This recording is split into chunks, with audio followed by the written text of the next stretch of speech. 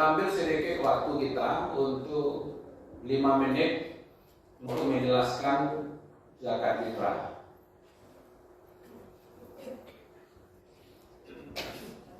Kalau ini tadi dipakai tentang dalilnya dari Al-Quran, qad aflaha man zakkaha, sungguh beruntunglah orang yang mensucikan dirinya. Sebagai ulama mengambil inilah yang dimaksud dengan zakat fitrah. Kalau tidak setuju dengan dasar ini, boleh diambil di sini. Ini Rasulullah mengatakan dari Ibnu Abbas, farada Rasulullah sallallahu alaihi wasallam zakatul fitri tuhratan lis-shaim minal lahwi wa rafas wa tu'matan lil masakin. Terbayang enggak ibu-ibu di sini? Rasulullah menyatakan mewajibkan zakat fitrah sebagai pensuci bagi orang yang berpuasa dari perbuatan sia-sia dan perkataan yang kotor, sebagai pemberian makanan untuk orang miskin.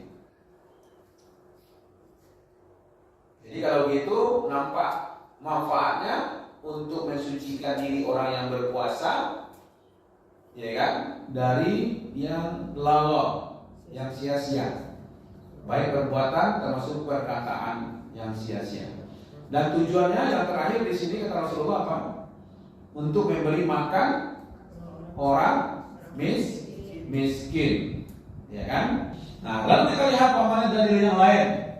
Farada Rasulullah SAW zakatul fitrah tuhratan lis-shaim minal lahwi wa rafas atau matal masakin min adaha qabla shalah fayah zakat yang makbulah di situ.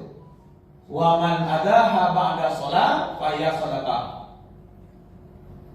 Di samping memberi makan orang miskin tadi itu, maka siapa yang melakukan sebelum sholat, maka zakatnya yang diterima. Maka itu zakat fitrah sebelum sholat Idul Fitri. Kalau dia bayar setelahnya, maka dia bagian dari sedekah-sedekah yang lain. Nah, jangan kari banalo mubazir, tapi yang mubazir. Ya, nah, dia menjadi sedekah. Tidak terbayar zakat fitrahnya, tetapi dia berubah menjadi sedekah. Waktu pembayarannya ini sudah dijelaskan oleh Rasulullah. Waktu yang terbaik itu sebenarnya adalah 1 atau 2 hari sebelum Id, ya kan? Karena Ibnu Umar radhiyallahu anhuma yu'ti allati yuqbalunaha wa kanu yu'tuna qabla fitri bi yaumin aw yaumain. 1 hari atau 2 hari. Nanti akan berkembang tuh Ibu, 1 bulan, 1 pekan. Ada yang 15 hari. Ya kan? Nah, tapi waktu yang terbaik itu adalah 1 atau 2 hari. Sehingga dia bisa menutupi kebutuhan orang miskin. Kalau sehari itu lo dibayar, ya kan? Tak tertutupi jadinya, gitu ya. Atau juga ada riwayat yang lain mengatakan di sini bahwa Abdullah bin Umar menyerahkan zakat fitrah kepada petugas zakat, dikumpulkan kepada 2 atau 3 hari sebelum Idul Fitri. Ya kan? Ini dari Malik bin Nafi' mengatakan bahwa Ibnu Umar. Jadi boleh saja nanti zakat fitrah itu diberikan langsung kepada orangnya atau diberikan kepada petugas, ya kan? Nah, kalau amil berarti petugas yang resmi ditunjuk oleh pemerintah. Dengan apa zakat fitrah itu dibayarkan? Ya, sekurang-kurangnya yang ragu-ragu nggak ragu lagi gitu. Yang ada yang bertentangan nanti kita jelaskan. Dengan apa dibayar? Pendapat pertama 1 sak gandum atau 1 sak kurma. Bisa juga 1 sak kurma yang basah. Pendapat yang kedua setengah sak gandum, kata Imam Abu Hanifah, 2 mud sama dengan setengah sak. Itu ukuran bagi orang-orang Arab, ya kan? Itu pendapat tentang, kalau sekarang Indonesia tidak ada ini, gandum tidak ada, kurma tidak ada, mau basah mau kering tidak ada, ya kan? Menurut Imam Syafi'i dan Imam Malik, jenis makan atau makanan bukan ta'budi. Artinya harus seperti itu gitu. Tetapi maksudnya beda sehingga boleh negara muslim lainnya dengan makanan pokok. Berarti mestinya tidak dibayar dengan gandum itu, tidak mesti dibayar dengan korma. Yang diambil di situ adalah makanan pokok yang berada di negeri masing-masing. Jadi ada yang ta'abbud, ada yang tidak ta'abbud. Apa itu ta'abbud? Kalau itu yang dilakukan Rasul, itu lakukan kita, tidak boleh berubah-ubah. Itu namanya ta'abbud. Pamannya Nabi setelah sholat, subhanallah, subhanallah, subhanallah, pamannya. Itu ta'abbud. Tapi apakah dengan diyamini, subhanallah, subhanallah, subhanallah, subhanallah, subhanallah, subhanallah, atau alhamdulillah, alhamdulillah, alhamdulillah, kan? Kalau Nabi itu kan mengerjakannya dengan tangan kanannya. Kalau menghitungnya itu subhanallah, subhanallah, subhanallah, alhamdulillah, alhamdulillah, alhamdulillah, Allahu akbar, Allahu akbar, Allahu akbar. Ini kan sederhana. Ibu tidak lupa-lupa pula, tidak perlu pula bayar kan? Tidak boleh ditambah sama tangan kiri ya. Sebentar belum tuh. Anda sabar. Nah, ini yang mana yang ta'abbud? Nah, ini yang perlu saya jelaskan. Yang ta'abbudinya itu subhanallah, subhanallah, alhamdulillah, alhamdulillah, Allahu akbar, Allahu akbar. Kalau itu tidak bisa diganti, Bu. Maha suci Allah, Maha suci Allah, Maha suci Allah, Allah Maha besar, Allah Maha besar, Allah Maha besar. Tidak boleh. Walaupun itu tujuannya, patuh kepada Nabi seperti apa yang diajarkan oleh Rasulullah. Pertanyaannya, tangan kanannya ini ta'abbud apa tidak? Nah, inilah ulama menjelaskan yang tangannya ini bukan ta'abbudi, tapi itu adalah fasilitas alat. Nah, jadi yang ibadahnya zikirnya subhanallah, subhanallah, subhanallah. Ya kan? Yang alat hitungnya itu fasilitas. Kalau itu fasilitas, berkembanglah dia. Boleh tak tangan kiri, Ustaz? Boleh saja. Karena itu bukan ta'abbud.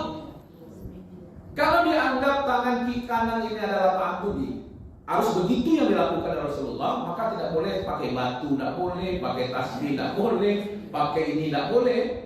Ya kan? Nah, yang mananya yang ta'abbudnya? Yang ta'abbud itu zikirnya. Yang alat hitungnya fasilitas media, kalau bahasa kininya. Media untuk menghitung. Maka lahirlah yang digital. Ya kan?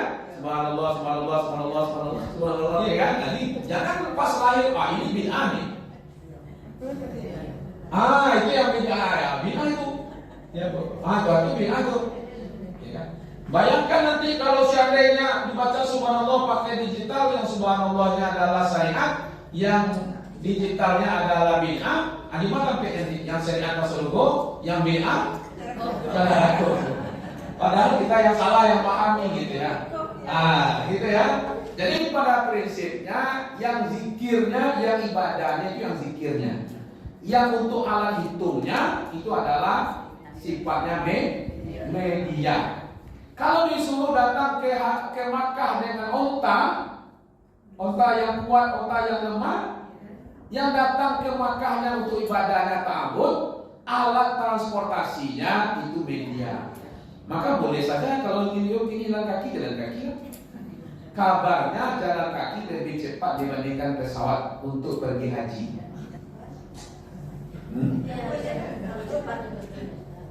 Jalan kaki pergi haji lebih cepat dibandingkan dengan pesawat.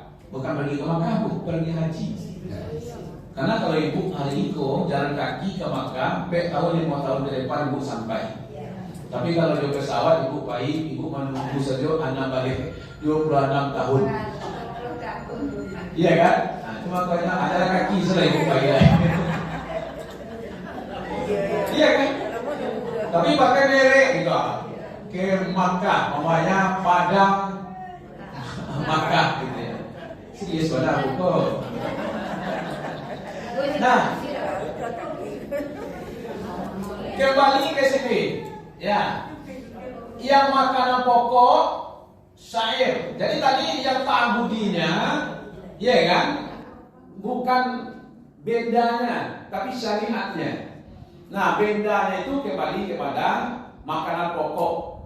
Makan pokok itu menurut Imam Syafi'i, syair, kurma, baik kering atau basah atau gandum, ya kan, atau biji-bijian, mana yang menjadi bahan pokok di situ. Kalau di Indonesia, ibu makan pagi apa makan beras? Takkanlah belakangan. Oke. Makanan pokok, makanan itu apa? Garam. Ya, makanan yang menguatkan badan atau menguatkan diri. Tapi dia ada dari hati itu. Nama kira-kira nama badan ibu. Iya kan? Nah, nasi. Nah, nanti kan tidak ada nasi di. Kalau bahaya ya, kalau rus ada di Makkah, beras juga ada di Makkah. Kalau hari ini yang agak panjang-panjang tuh beras daerah itu ya, ada ya, beras apa namanya itu? Nah itu ada. Tapi di masa Nabi itu kurma, gandum, ya kan? Itu yang menjadi bahan pokok. Nah sekarang di bahan pokok itu berubah menjadi bahan pokok kita. Maka itu kita sepakat beras. Ya. Lalu saya cepat tadi saya 5 menit ya. Mengeluarkan harga untuk zakat fitrah. Maka ada yang uang sekarang kan? Nah, di Indonesia ada yang uang, ada yang membatalkan. Ya, bukan hanya dengan beras saja, membatalkan. Kalau siapa yang membayar dengan uang, maka zakat fitrahnya batal.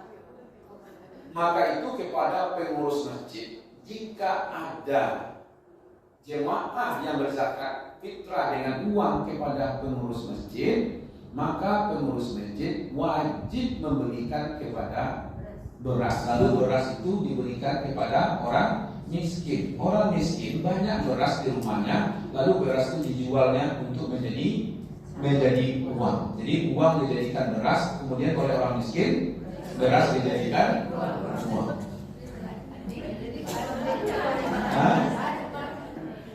Mengeluarkan harga untuk zakat fitrah, satu, tidak setuju dengan harga. Jadi ada yang tidak setuju dengan harga. Di antaranya Ibnu Umar, ya kan, bertentangan dengan sunnah. Jadi kata Ibnu Umar bertentangan dengan sunnah. Apa maksudnya bertentangan dengan sunnah? Berarti Nabi dulu tidak pernah bayar uang. Ya. Sementara waktu uang sudah ada masa Nabi, kenapa Nabi tidak membayarnya dengan uang?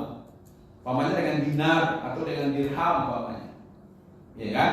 Maka menurut beliau-beliau ini termasuk imam yang tiga. Imam yang tiga itu siapa itu? Imam Malik, Imam Syafi'i, Imam Ahmad bin Hanbal. Satu nanti, karena dia tiga, dia empat kan? Imam Abu Hanifah yang membolehkan dengan uang. Nanti kita bahas. Jadi mengeluarkan zakat fitrah dengan harga, dengan uang, itu ada yang tidak setuju. Yang tidak setujunya ini, ya, di antara ulamanya Ibnu Umar, di situ ada, ya, anak Umar ini, atau ulama besar seperti Imam Syafi'i, Imam Malik, ya, dan Imam Ahmad bin Hanbal. Termasuk Ibnu Azam tidak. Itu yang tidak setujunya. Yang setuju dengan harga Umar bin Abdul Aziz. Umar bin Abdul Aziz pernah mengambil zakat fitrah dari gaji pegawainya, itu setengah dirham. Imam Abu Hanifah membolehkan, Imam As-Sawri membolehkan, Hasan Basri, Abu Ishaq, Atta, Ibnu Taimiyah, Nasruddin Albani, malah dalam Tarjih Muhammadiyah, Majelis Ulama Indonesia membolehkan pakai. Makanya Basnas itu dari fatwanya Majelis Ulama diambil. Jadi apa yang dikerjakan oleh Basnas itu semuanya produk Majelis Ulama. Bagaimana mengambil zakat dari jemaah, pegawai dan segala macam, kemudian bagaimana membagikannya, itu sudah ditunjukkan oleh fatwa Majelis Ulama. Sekurang-kurangnya Basnas itu berkonsultasi dengan MUI. Kalau ada produk-produk yang mereka lakukan, ini yang setuju. Alasan yang membolehkan, Kalau yang tidak membolehkan jelas tidak ada masalah bidah, selesai. Karena ini ta'abbud. Nah, bagi mereka zakat fitrah itu dengan apa? Dengan gandum, dengan kurma itu adalah ta'abbud dan itu tidak boleh dirubah-rubah. Seperti itulah. Ya kan? Kalaupun itu dirubahnya menjadi bahan pokok. Ya kan? Kebutuhan pokok, maka beras. Orang-orang yang membolehkan ini, dia bayarnya sebenarnya bukan dengan uang. Tetap saja bayarnya dengan bahan pokok. Cuman bahan pokok itu dihargai dengan uang.